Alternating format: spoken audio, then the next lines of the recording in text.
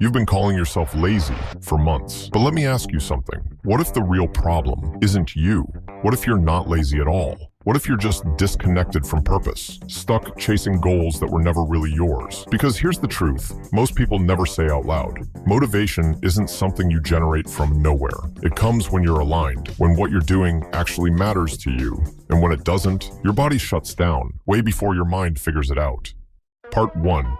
It usually starts small. You hit snooze once, then again. Next thing you know, you're sleeping until noon, missing calls, ghosting people you care about. You say you're just tired, but it's more than tired. It's like your brain has checked out. You're binging shows you don't even like, scrolling through feeds, hoping something sparks you back to life. And the worst part? You know you're wasting time, you feel it, but you can't stop. You sit there frozen, wondering, why can't I just get up and do the thing?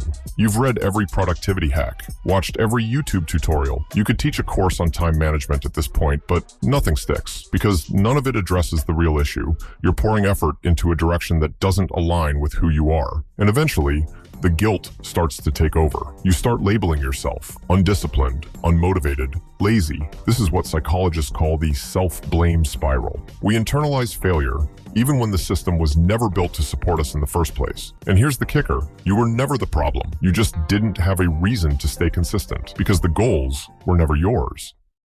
Part 2. Solution. Then something shifts. You're venting to a friend, and they hit you with one question that changes everything. So if you didn't have to worry about money, what would you do all day?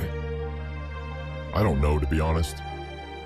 But the silence after, that's real. That's the first time in a long time you admit the truth. You're not fucking lazy. You're bored. You're uninspired. You've been living someone else's dream, walking a path that doesn't belong to you. And your body, it's been trying to tell you. So you try something different.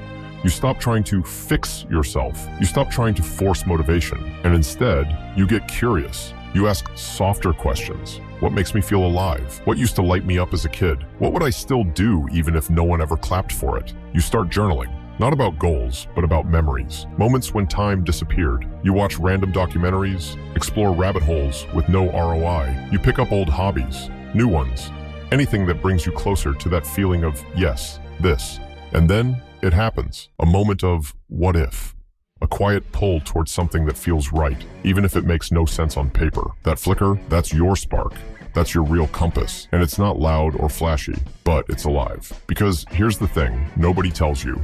Discipline matters, but discipline without direction is just punishment. If you're climbing a ladder on the wrong wall, faster isn't helping. Purpose is what makes discipline sustainable. It's what makes effort feel meaningful. And when you find even one thread of it, the energy comes back, not overnight, but steadily, naturally. Because now, you're not forcing yourself, you're following yourself. So no, you're not lazy. You're just exhausted from pretending to care about things you don't actually care about. And that's not a weakness. That's your intuition trying to save you. You don't need to grind harder.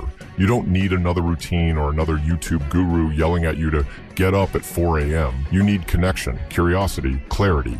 You need permission to choose your own path and trust that your energy will follow. But finding your purpose is step 1. Step 2, learning how to actually get good at it.